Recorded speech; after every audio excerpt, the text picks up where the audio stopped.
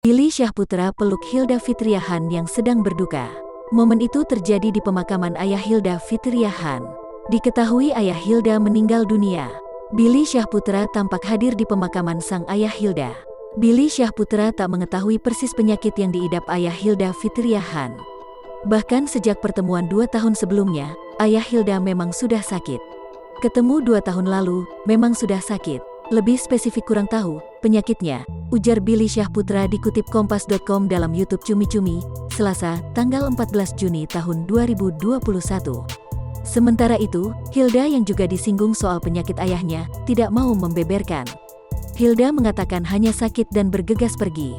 Ia sakit sudah lama. Aku pamit ya, terima kasih teman-teman, kata Hilda bergegas pergi.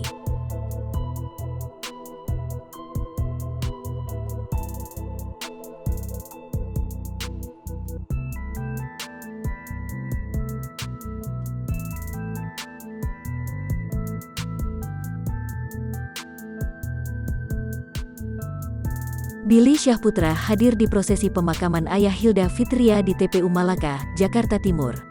Di situ Billy juga tampak memeluk mantan kekasih. Kendati begitu, Billy berujar, baru mengetahui kabar duka cita itu pada pagi hari.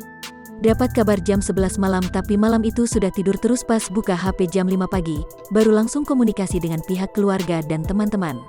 Terus karena pagi ada jadwal, aku selesain dulu dan pas pengin ke rumahnya, ternyata almarhum mau dibawa TPU, tutur Billy.